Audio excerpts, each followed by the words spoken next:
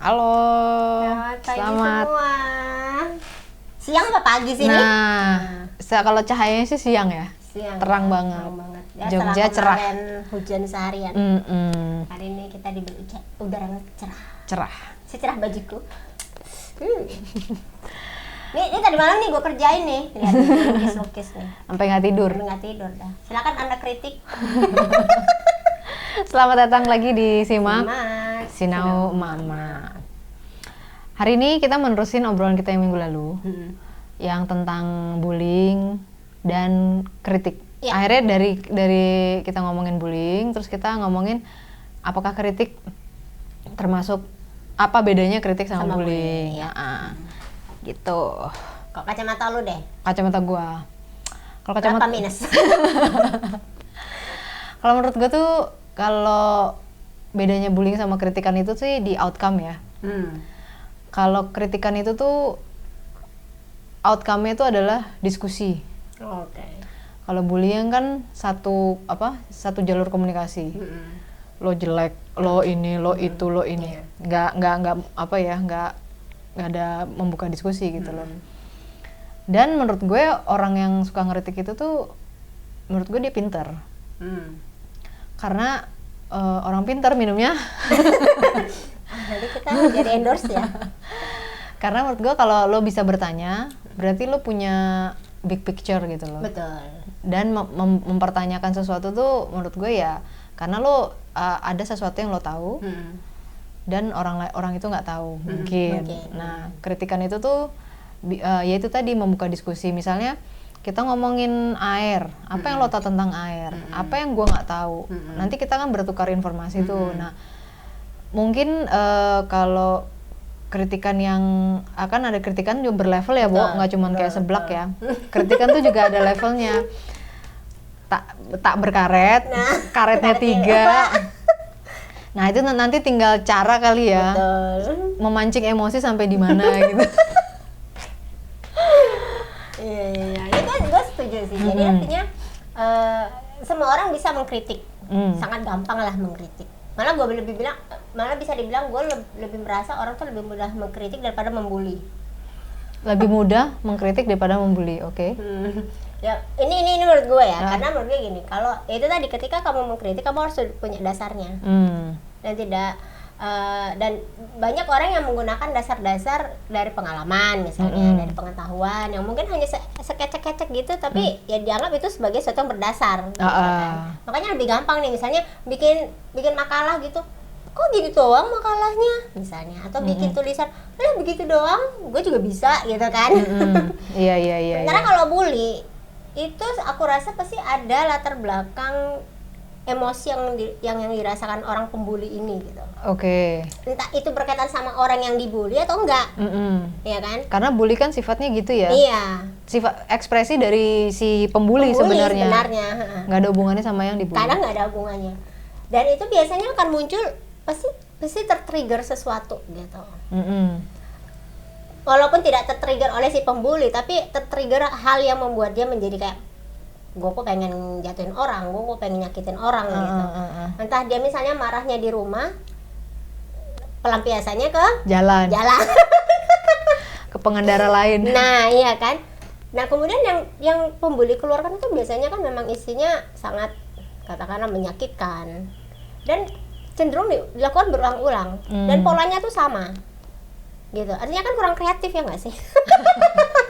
Ya itu tadi menurut bukan jadi yang diadu tuh bukan kepinteran sih. Iya. Cuman yang diadu mental kali ya. Nah, iya. Mentalmu seberapa? Betul. Gue kececer gitu. Betul. Sampai di mana nih dia gitu. Makanya lebih susah membuli loh. Lebih gampang mengkritik tapi lebih susah membuli. Soalnya sih karena banyak orang baik intinya sih kalau gue bilang. Ini kemarin habis nonton film itu Wednesday. Yang di Netflix yang baru. Oh iya.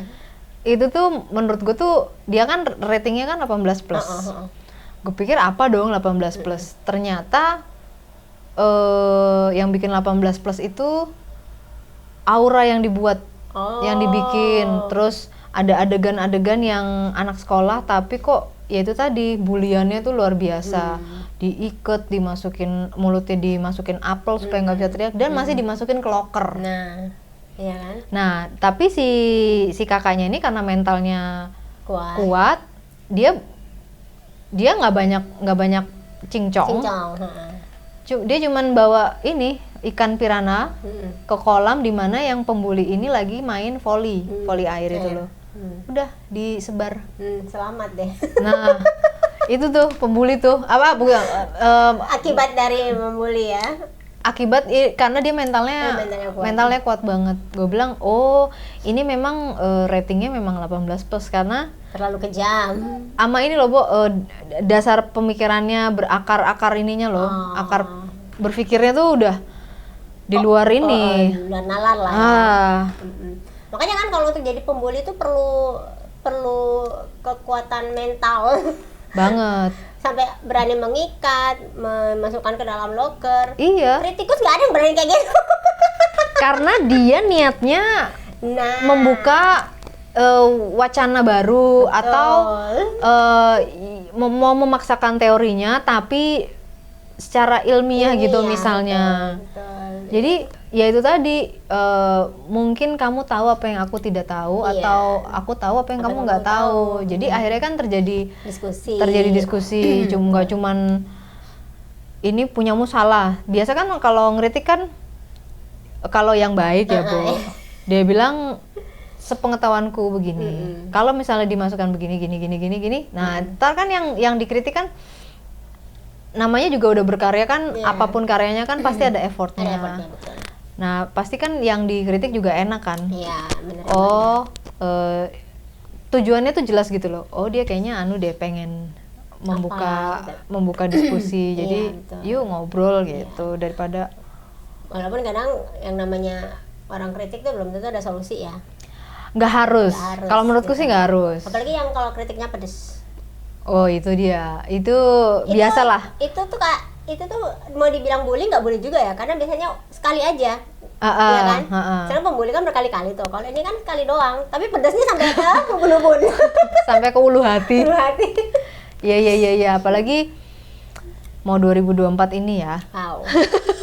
Ini adalah ajang yang Tapi memang di mana-mana berkomentar atau mengkritik itu lebih mudah. Betul. Daripada menjalani. Banyak orang mengkritik sebuah makanan, padahal dia nggak bisa masak. Walaupun nggak ada hubungannya sih. Karena kan rasa itu kan sangat personal. Nah, selera, terus ini gitu-gitulah. Nah, yang masak udah mati-matian, dibilangin kurang, pengen ngelempar tuh kuali panci sekompor-kompornya sih. Iya.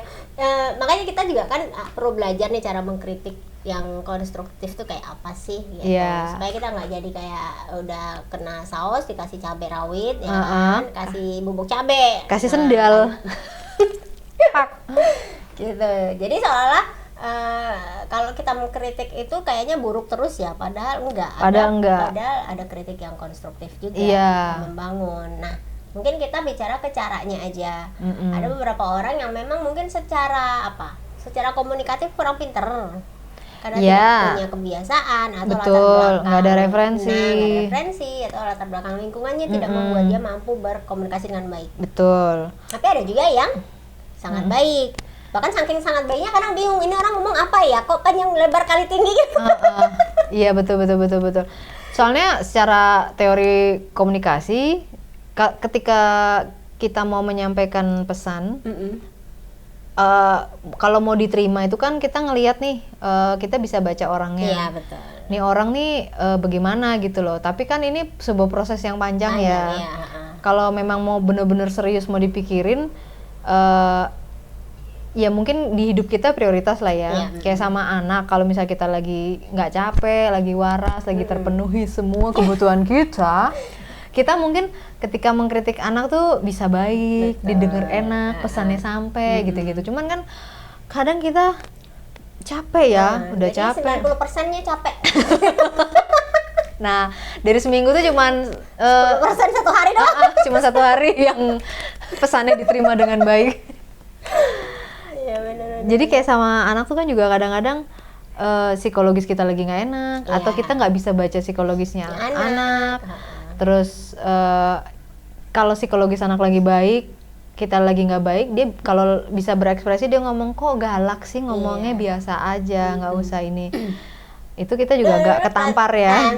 Tapi perasaan lu kalau dibilangin kayak gitu tambah marah apa tambah kayak gimana? Langsung merungket. Merungket. Karena iya ya, sebenarnya biasa aja gitu loh. Nggak harus panjang lebar, nada tinggi gitu-gitu. Mungkin nggak harus. Cuman kan kadang-kadang kita kelapasan ya, Mbak. Mak kurang sabar, ya kan, seharian udah nginem. Pulang-pulang anaknya bikin berantakan, gimana Mak nggak? Iya, kayak gitu. Atau hal-hal kecil tapi yang numpuk-numpuk terus gitu loh. Mainan nggak dirapiin. Udah kita ngomong sekali, masa kita ngomong berkali-kali, sekalinya ngomong ceder. Dan anaknya nerimanya cuma pada saat itu, biasa aja udah ngomongnya, nggak usah gelak-gelak lah, kita ngomong udah 100 kali. Gitu. Kita ngomong 100 kali lah, berarti sama dengan bully dong. Yang lakukan berkali-kali ya toh. Dan dia juga. Dia juga ya. Masa anak orang sih? Kalau anak orang kita berurusannya sama orang tua orang. Berarti gimana tuh, coba pikirkan baik-baik. Itu kritik apa bully jadinya kan? Oh, nah berarti, nah itu dia nih. Menarik. Jadi gimana dong? Kalau misalnya kita udah ngomong nih, mainannya dirapiin sekali, mainannya dirapiin 2 kali, abis 2 kali mending kita selesaikan gitu kan? Selesaikan secara baik-baik. Maksudnya ya selesaikan di luar apa di sini? Iya. Jadi gini, tapi sebenarnya kembali ke motif kayak lo bilang tadi kan, orang kritik itu pasti ada latar belakang pengetahuan atau pengalaman gitu. Sebenarnya kalau membuli kan enggak, yang ada hanya emosi dia yang terlempar kepada si. Ini nih parameter bisa yang kedua, yang tadi kan membuka diskusi, saat komunikasi dua arah. Nah ini yang kedua ini yang satunya berdasarkan pengetahuan, yang satunya berdasarkan emosi. Yang muatan emosinya lebih kuat. Bully muatan emosinya lebih kuat. Oke. Betul. Nah jadi ketika si ibu marah dengan anak gara-gara ya itu tadi mainan kok nggak pernah diberesin gitu. Muatannya apa dulu? Kalau aku bilang, kalau muatannya udah emosi dan dilakukan berulang-ulang, namanya sih bully sih, termasuk bully verbal lah ya. Apalagi kalau sampai pakai label. Nah, kamu nih males. Nah itu, sesederhana itu gitu. Dan kenapa terus itu nggak mempan? Karena itu kan bukan kritik, tidak ada solusi di situ, hanya ada muatan emosi, kemarahan, sehingga yang anak terima tuh apa? Mamaku tuh nggak suka sama aku. Nah itu sih yang kadang-kadang kita tersadar itu belakangan gitu ya. Jadi kalau di depan pendaftaran. Jadi kadang-kadang kita tuh baru iya juga ya, kenapa nih anak nggak berubah? Jangan-jangan pesan yang kita sampai muatannya bukan muatan ilmiah. Ilah muatan ilmiah, beresin kamar kok. Tapi lebih kepada emosi gitu. Dan anak-anak kan main emosinya sangat kuat di masa anak-anak itu. Sampai dewasa, dia mainnya di area logika. Kalau masih kecil atau katakan sampai SMP pun masih naik turun kan emosinya. Jadi memang pembiasaan lah. Awalnya kita lakukan pembiasaan gitu. Nah, ketika kita mau mengkritik pun kadang-kadang kita lihat situasinya. Mungkin sama kayak kalau kita lagi emosi kayak lo bilang tadi, ya pelan-pelan dilihat dulu nih anaknya lagi ngapain. Kayak anak gue juga gitu. Kalau dia dikasih tahu dengan suara keras, dia nggak ngapa-ngapain malah. Dia bilang iya tapi nggak dikerjain. Tapi kalau aku bilang itu tolong diangkat, langsung diangkat gitu. Jadi langsung spesifik kepada solusi gitu. Iya, memang aku pernah sih lihat video bahwa kenyataannya ini jauh sebelum gue belum punya anak ya.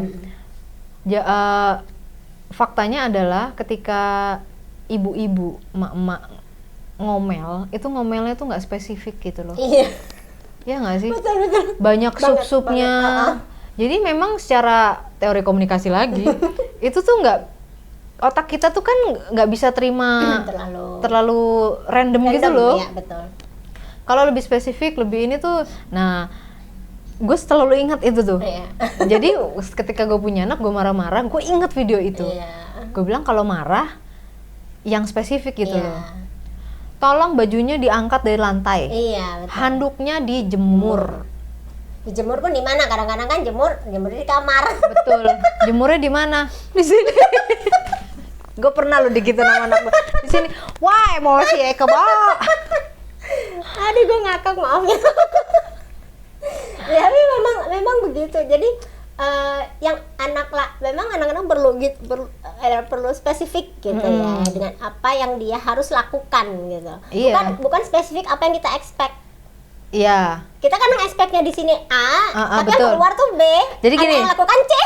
Jadi gini, kita buka kamar anak kita ya kan, wah anduk di bawah, korban.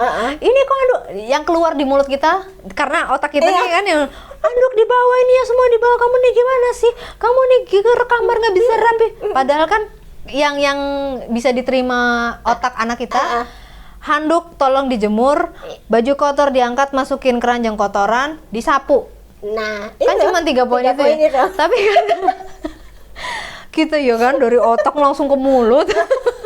Itu nggak tersaring sampai urusan yang lain nanti disalahin lain. Itu apaan kok nggak dicuciin?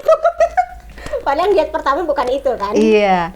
Jadi kalau memang aduh ya ampun, jadi perempuan kok ini ya, katanya perempuan tuh makhluk emosi, tapi ketika berpikir harus spesifik gitu, maksudnya harus logis. Waduh, maksudnya kalau sangat jadi kayaknya kerjanya double effort gitu jadi loh. Benar, jadi besar gitu. Besar banget kalau dirunut ya. Kalau misalnya mau dikupas gitu satu-satu. Sekarang kalau suami kita lagi marah sama anak kan marahnya tuh memang beda sih. Udah spesifik, nggak usah diajarin gitu loh alaminya. Kalau kita lagi nggak ingat kan ya, Bo, kamar padahal kita cuman angkat baju kotornya, jret, taruh di mana, atau ditungguin. Betul, sama anak gue juga gitu. Pokoknya kalau dia belum bergerak, gue nggak bergerak. Intinya daripada gue ngomel bolak-balik melakukan meminta hal yang sama, tunggu dia sampai lakuin baru gue berhenti. Gitu.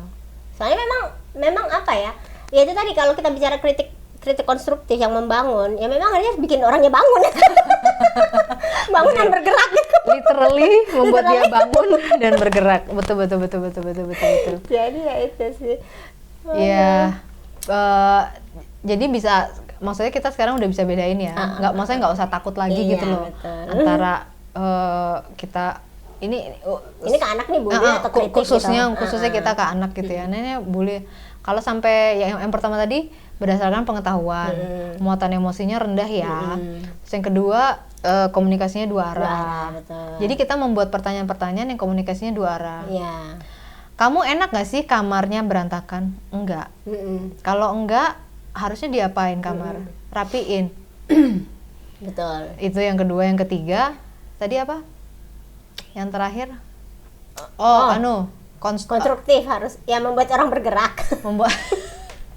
Konstruktif, jadi beneran konstruktif. Ayo bergerak, bangun gitu, lakukan sesuatu. Dan mungkin yang terakhir outcome finalnya itu mungkin lebih baik. Iya, harusnya kritik membuat lebih baik. Atau kalau tidak pun, kan tadi kita bicara ada kritik yang membawa solusi, ada yang enggak. Ketika kritik itu tidak membawa solusi, tidak apa-apa. Karena biasanya kan butuh waktu tuh. Orang menyadari itu tuh kayak, iya ya kayaknya dulu gue pernah nih dikasih tahu gitu. Tapi biasanya orang kalau kritik terus membuka diskusi ya, terus berdiskusi, itu jawabannya langsung ada loh.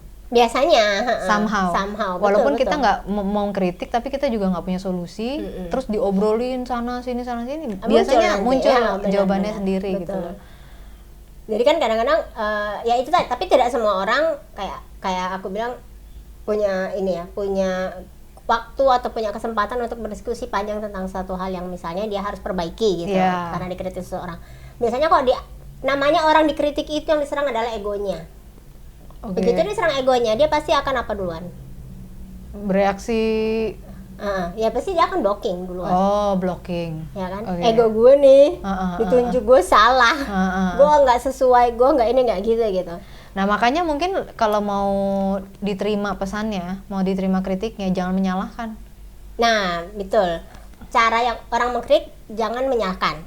Tapi lebih kayak menurutmu, kayak kamu bilang tadi kan. Menurutmu gimana sih kalau misalnya yang kamu lakukan tuh instead of A, lakukan B, gitu kan? Kenapa? Sepertinya yang kamu lakukan ini A. Menurutku kekurangannya di sini, gitu. Kalau misalnya B, menurutku ada kelebihannya nih, mungkin begini A, B, C, D. Jadi lebih kepada memberikan itu tadi ruang untuk si orang yang dikritik ini tidak terserang egonya. Oke. Gitu. Dan karena itu tadi nggak ada sih orang yang mau dikritik, nggak ada yang orang mau disalahin. Nggak ada yang mau disalahin. Yes. Even kritik tidak menyalahkan, tapi kalau lu ditegur karena sesuatu tidak sesuai ekspektasi orang itu, atau tidak sesuai ekspektasi lingkungan, itu aja dulu merasa apa sih? Oh iya, itu sangat terjadi. Ya, kan? Karena seringnya orang kan begitu. Kita tinggal di mana, ekspektasi orang seperti apa, tapi yang kita lakukan tuh berbeda. Itu aja sudah kayak gue salah di mana nih? Iya. Gitu. Ya karena kita nggak bisa ngontrol di luar. Bagaimana orang membangun Betul, persepsinya persepsi mereka kita nggak bisa kontrol. Persepsi asumsinya itu tuh udah waduh di kepala duluan kan masing-masing. Nanti menarik karena gue pribadi ya, tambah umur ini kalau ketemu orang tuh gue mencoba selalu berusaha mencoba untuk menjadi gelas kosong gitu loh, Bu. Iya. Jadi jadi karena tujuan gue tuh tenang. Kosongin aja udah. Ya udah deh, gue misalnya oke aku bodoh gitu. Ya udah aku nggak tahu apa-apa. Yuk misalnya ketemu orang gitu, harus berkumpul gitu, ya udah. Di ini aja karena karena ketika gelas lo udah penuh, lo mau diisi lagi kan nggak bisa. Betul, pasti tumpah lah. Jadi tujuannya kita ngumpul, egonya gitu yang keluar. Kayak kemarin tuh obrolan kemarin lo nggak ikut sih ya. Nasi lo. Aku kan ada itu loh. Selamat ulang tahun. Bukan itu juga deh. Udah lewat deng. Nah jadi kemarin tuh sempat ada poin tentang komunikasi asertif. Komunikasi asertif itu yang seperti apa? Salah satunya adalah komunikasi yang menggunakan adult ego state, kondisi ego orang dewasa. Ketika kita dalam adult ego state itu, yang kita lakukan adalah pertama membuat posisi kita equal, ya kan? Menurunkan ekspektasi. Kemudian yang ketiga membuka open mind. Itu ego adult state yang harus kita bangun ketika kita mau komunikasi secara asertif. Yes. Beda dengan egosentris. Kalau zaman anak-anak kan egosentris ya. Yeah. Tentang aku, maunya aku. Ya sampai ini sih. Keinginan aku sampai ya SMA. Kan? Makanya. Jadi kalau memang kita kalau memang kita siap menerima kritik, yang pertama itu mungkin ego kita harus dalam adult ego state. Tuh, jadi kita siap terbuka pikirannya, kita siap merasa equal. Bukan gue lebih pintar dari lo atau lo lebih pintar dari gue, enggak. Posisi kita sama nih. Lo mau ngomong apa nih, coba. Kayak lo bilang kan tadi, mungkin dia datang dengan sesuatu, gelas lo udah lo kosongin nih, diisi separuh aja, itu kayaknya udah enak banget. Ya kan? Karena ini balik lagi tujuan lo apa gitu loh, secara personal. Betul. Tujuan lo apa, misalnya ngumpul sama orang atau reunian atau ketemu siapalah gitu, tujuan lo apa gitu. Kalau tujuan lo mau lebih tinggi dari mereka, ya mungkin tidak memakai adult ego state itu ya nggak masalah sih. Ya paling nggak ada yang ada ya paling nggak ngobrol lama. Kalau memang saya udah kayak gini, kalau memang nggak mau ngobrol, kalau memang nggak mau ngobrol lama tujuannya itu cara terbaik. Nggak apa-apa juga. Iya, nggak apa-apa juga. Kadang-kadang kan kita juga mungkin nggak mau ngobrol lama gitu kan. Nah, jadi kan dalam situasi tertentu kita tahu nih ya, kita punya relasi dengan berbagai orang. Nah, nggak semua orang itu kan cocok ya sama kita. Betul. 1, 2, 3, oke lah, gue pengen ketemu sama dia ngobrol. Tapi 1, 2 yang lain mungkin, gue kayaknya kalau ngobrol sama dia nggak deh gitu. Tapi kita nggak akan mungkin terus menolak. Ada momen dimana orang akan bertanya, kenapa karena sih? sopan santun ya, social manner. Social manner lah gitu ya. Kayak lo bilang tadi, udah ada kamu udah ketemu sama yang itu, jangan gunakan ego, adult state-nya. Iya, kalau nggak mau ngobrol panjang. Gitu. Tapi kalau gini, kalau menghadapi anak-anak yang masih egois sampai di SMA, kan kita masih berapa tahun ya, Bu? Masih 5 tahun, masih 5-6 tahun lagi nih menghadapi. Masih stresnya masih panjang. Stresnya masih panjang. Itu tuh gimana supaya pesan kita ditangkap? Padahal yang egois stage-nya tuh dia, si anak kita. supaya pesan kita sampai, walaupun misalnya tadi lo bilang kita menurunkan, kita equal, ekspektasi diturunkan, open mind. Oh, kita yang kalau kita bisa begitu, egonya nggak kena ya? Iya. Oh, si anak nggak akan terserang, gitu. Nah, sebenarnya kalaupun anak terserang, ketika kita dalam ego state itu, kita justru cenderung akan lebih bisa menerima respon-respon yang tidak sesuai. Oke. Karena kita lebih matang dalam berpikir, dalam menerima informasi itu. Katakanlah misalnya kalau kita masih sama-sama egois, kita dibilangin lu jelek, kita pasti otomatis langsung ngelempar lu juga jelek gitu kan. Tapi kalau anak yang ngomong kita mami jelek, mami jahat atau apa gitu ya, kita pasti langsung kayak oke, dia kita lagi bisa marah. Memproses. Oh, dia lagi marah. Berarti gua nggak boleh dia tampak seperti orang jahat. Dia duit jajannya kurang. Gitu. Karena kita lower ekspektasi dulu kan. Jangan sampai kita merasa ekspektasi gua harus pintar, tapi buktinya belajarnya kurang. Terus dia nilainya jelek, kita marahin. Berarti kan yang salah di mana? Ya, pokoknya orang tua lah salah. Ekspektasi orang tua. Kalau hubungannya dengan anak, pokoknya orang dewasa lebih salah. Betul. Walaupun kita benar. Kalaupun kita bisa membenarkan posisi kita dan kita memang benar-benar benar, kemenangan itu nggak ada artinya. Kok pedih banget sih? Karena memang nggak apple to apple perangnya. Itu dia poinnya. Coba kalau kita apple to apple sesama dewasa berantem, itu menangnya enak. Betul. Itu masa ngelawan anak kita terus kita merasa menang, kita merasa benar, ya udah terus apa? Anaknya tetap cemberut. Betul. Nah, salah satunya tadi itu kan walaupun kita dengan anak kan tidak apple to apple ya, tapi kita harus equal dalam hal kita menjalankan peran, gitu. Kita tahu emosi anak tidak labil, kita tahu dia masih dalam fase belajar, kita harus pahami itu, gitu. Sehingga kita juga kalau berkomunikasi sama anak, kita pahaminya equality yang kita letakkan adalah, oke, ini anak masih belajar, gue harus mengikuti seberapa banyak dia tahu, gitu. Berarti kita harus pintar ngecek anak kita tuh sampai di mana sih ininya. Kalau kita udah tahu itu, berarti standarnya di situ.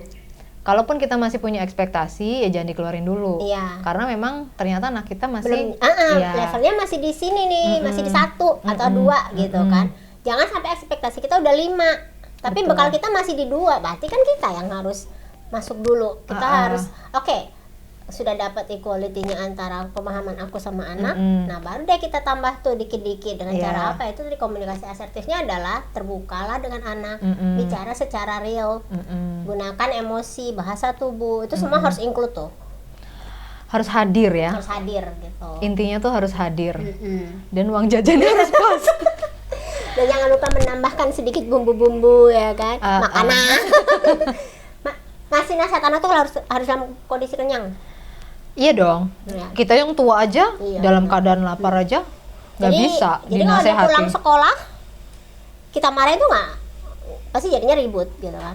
Iya, atau kita nggak mendapat respon yang kita inginkan. Nah, itu ininya sih parameternya. Kalau kita tidak mendapat respon yang kita inginkan, berarti either dia lapar, itu udah nomor 1 lah ya, kebutuhan dasar, dia lapar atau dia lelah. Iya betul. Jadi kebutuhan dasarnya makan dan istirahat. Ya, jadi pada dasarnya untuk hubungan orang tua dan anak ya, kita tuh harus bisa memberi ruang dan waktu untuk anak tuh yang pas ya.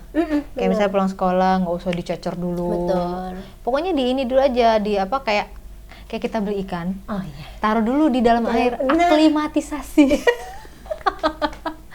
Karena kan dia dari dunia persekolahan nih, betul. Terus ke dunia rumah. Nah di antara itu tuh biar aja dia mengendapkan segala kalau lelah, biar aja dia tarik nafas. Kalau lapar, ya tunggu sampai di rumah. Sabar ya, gitu. Dan memang sih anak juga nanti akan berubah semakin besar usianya ya. Jadi kalau dulu katakanlah anak kita SD pulang, mungkin paling gampang itu membuat mereka senang adalah makanan, jajanan. Ya kan? Makin besar kan udah nggak mempan, gitu. Biasanya mereka lebih kayak space. Gue pengen sendiri dulu, gitu kan. Pulang-pulang pengen sendiri dulu istirahat. Nah kalau yang ada lebih besar lagi SMA itu biasanya lebih kayak di rumah ada apa, ada yang bisa dia kerjakan, baru dia kerjakan itu dulu. Jadi kita jangan interupsi dulu gitu. Space sama duit sih. Karena udah nongkrong. Nah, momen-momen memang harus kita ciptakan lah. Misalnya jam makan malam atau lagi kita keluar ngobrol berdua, misalnya ya sediakan waktu yuk ngafe bareng dengan anak. Atau ya misalnya dia punya hobi sesuatu, nimbrung aja di hobinya itu, sambil ngerjain hobi itu biasa keluar malah lancar gitu cerita. Iya. Berarti kita harus tahu kapan masuk dan kapan keluar. Kok terdengar itu ya? Gitu ya. terdengar rating 18. Kita udah 30 menit loh. Oke. Nah, jadi kembali kepada tadi bedanya bully sama kritik. Jangan sampai kita jadi orang tua pembuli yang tanpa sadar kemudian mencecer anak dengan emosi yang sama untuk perilaku yang sama yang sebenarnya bisa diperbaiki dengan kritik yang membangun, kan gitu. Betul. Lagi pula gue kan juga ngalamin tuh anak yang waktu kelas 6 pandemi di rumah. Iya. Waduh, itu transisinya sih. Semua anak kayaknya merasakan. Jadi gue bilang kalau gue pun juga akan ini sih stres. Ya. Jadi lagi anak stres, udahlah. Jadi ada yang kita memang mengurangi ekspektasi itu tidak semudah itu ya. Iya. Karena kita sebagai orang tua tuh kan pengennya yang terbaik. Semuanya serba terbaik. Betul. Tapi kadang-kadang kan yang disuruh terbaik ini lagi nggak mampu. Jadi tidak in the good mood. Gitu-gitu loh. Kita memang harus pinter-pinter baca situasi. Dan mungkin kitanya juga loh kadang-kadang. Kitanya sendiri kan sebagai ibu dengan segala macam aktivitas, kadang-kadang kita tuh nggak sadar kita tuh sebenarnya lagi lelah. Ya kan, ketika kita lagi lelah, kita memaksakan sesuatu supaya sesuai ekspektasi kita, yang nggak dapet biasanya. Karena yang terdeliver justru emosi kelelahan. Betul. Itu. Iya. Sebenarnya cuma pengen diajak ngobrol sih. Coba didengerin nih emak nih ya, gitu kan. Tapi yang muncul lain perilaku gitu. Ini kalau misalnya kita bisa sebagai orang tua ya, kalau misalnya kita bisa menyadari itu, baik-baik aja loh, Bu. Bener. Karena maksudnya, soalnya nggak usah sama anak ya, sama pasangan juga. Iya, bener, sama pasangan it works in semua area. Betul. Bahkan sama misalnya kita lagi beli gorengan. Ini yang jualan gorengan udah dari pagi sampai malam ya kan. Kita beli malam mau tutup. Udah nggak usah banyak tanya. Kadang-kadang dilempar loh. Penggorengan seminyak-minyak panasnya. Iya, betul. Kalau misalnya kita menyadari itu gitu loh, bisa baca situasi atau itu tuh sebenarnya skill yang sangat bagus yang bisa dibangun dari dini ya. Dini, betul. Soalnya nanti ketika lo masuk ke kehidupan sosial, itu tuh sangat membantu. Paling enggak lo terhindar dari gesekan-gesekan yang menyebabkan bisa lebih besar. Endingnya tuh ya itu tadi, entah jadi konflik, entah jadi keributan yang tidak bermakna. Betul banget. Dan menyesal kemudian tiada guna kan. Pendaftaran aja kita kan di depan. Benar. Konflik-konflik tiada guna yang menyebabkan penyesalan. Bukan tadi lo agak ritmenya tadi rhyme loh. Bisa di rewind nggak? Lupa gue. Iya. Nah, itu juga aku alami beberapa kali sama anak gitu. Pastilah semua orang tua. Iya, jadi kadang-kadang menyadarinya tuh kayak, aduh kenapa sih aku kayak tadi, aku tuh lagi capek. Jadi sekarang kalau lagi capek udah deh, mami mau istirahat dulu, jangan ganggu. Mendingan malah mending nggak usah ngobrol sekalian ya. Nggak usah ngobrol. Jadi misalnya nih anak gue tuh yang satu tuh rajin banget ngasih tahu PR. Please lah, gue lagi nggak pengen ngerjain PR lu gitu. Mami aku ada PR. Kak, mami kayaknya perlu tidur dulu deh. Ntar aja ya kalau mami udah bangun. Dan dilalahnya kok pas bangun masih capek. Datang lagi nanya gitu. Mami udah nggak capek gitu kan? Ya mana sini gitu. Tapi dia udah tahu, kayaknya udah membaca bahasa tubuh aku tuh lagi memang mami lagi nggak enak gitu, lagi nggak bisa fokus. Ya aku berusaha untuk membaca, terus dia bilang nih, ya udah Mi kalau mami nggak bisa aku coba sendiri aja. Nah udah sana. Padahal dia cuma basa-basi loh. Iya, cari perhatian mungkin ya. Cuma aku jadi kayak ada guilty feelingnya di situ tuh, kayak kenapa sih kok susah banget sih hadir gitu. Karena gue udah tidur loh, gue merasa udah cukup istirahatnya, tapi kok capeknya masih belum hilang gitu. Tapi memang berarti butuh istirahat lebih panjang. Mungkin. Tapi mendingan sih shutdown sih ya. Daripada keluar yang enggak. Karena apa yang keluar tuh sudah tidak bisa dihapus. Betul. Sampai anak gue yang kedua tuh ya, kalau misalnya gue mungkin pernah marah yang agak mungkin di luar kendali. Sampai hafal loh dia ritmenya. Dia bilang, ya itu kan dulu deh, mami minta maaf ya. Harus minta maaf berapa kali lagi? Iya, mami itu dulu tuh kayak gini. Ya itu kan dulu, nak, jadi usah diingat ya. Akhirnya apa, dia bilang gini, pas kemarin ujian nilainya lumayan anjok lah, jadi gue bilang, itu tuh banyak yang aku belum pelajari nih katanya. Terus aku bilang, itu tuh dari kelas 4 nak, semua dipelajari. Oh gitu ya, aku pikir kok udah kelas 6 yang kelas 4, 5 dilupakan. Oh ini prinsip mamanya banget ya, yang lalu biarlah berlalu gitu kan. Itu prinsip mantan dong. Kalau iya yang berlalu biarlah berlalu, kalau pelajaran nggak nak, itu cuman ya anak gue pintar banget sih. Semua gurunya nggak lihat ini. Iya. Jadi ya untuk bisa pesannya diterima, kritikan kita diterima, tidak menjadi pembuli di dalam lingkungan sendiri.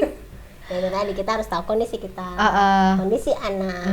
Komunikasinya juga harus dibangun dengan, ya mungkin kita nggak bisa ujuk-ujuk ngajak anak ngobrol ya, pasti itu harus dibangun dulu tuh. Ritmenya, suasananya, kebiasaan-kebiasaan apa sih yang bisa kita lakukan biar kita bisa masuk. Betul. Kalau anaknya suka jajan, ke supermarket lah sambil ngobrol. Ya. Iya benar-benar. Ini saya banget. Dan itu nggak terasa loh ya, jalan-jalan dia dapat loh malah pesannya sambil ngemil apa gitu kan gitu kan. Orang anak gue diajak muter-muter naik motor seneng. Nah, karena dapat udara segar kali ya. Oh iya, aku waras gitu. Diajak ngobrol kok enak. Tapi bener, anak-anak itu sangat sederhana prinsip. Sangat sederhana kita aja sebenarnya. Bikin complicated orang dewasanya. Betul. Nah, itu tuh semakin dewasa lo semakin complicated sebenarnya. Iya. Dan yang kita pelajari kan justru yang KISS kan, keep it simple stupid gitu kan, keep it simple, tapi ternyata tidak semudah itu. Kita banyak stupidnya, simpelnya udah nggak ada. Jadi mungkin obrolan hari ini bisa mengingatkan kembali kita ke semua bahwa jangan bikin hal jadi complicated, lebih spesifik, apalagi pas marahin anak supaya pesannya itu nyampe dan tidak bleber kemana-mana. Betul. Dan ya itu tadi, kita tahu kapan mengkritik secara konstruktif itu lebih baik daripada ya agak semi bully karena berulang mengatakan hal yang sama sampai anaknya tersakiti. Iya, ketika berulang kita harus stop. Iya. Dan coba dipikir ulang lagi. Setuju. Oke deh. Sampai minggu depan. Iya, jangan lupa like, subscribe ya guys. Boleh share, mungkin ada yang pengen nonton. Komen-komen lah. Iya.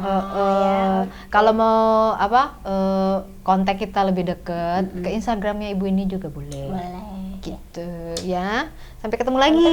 Bye.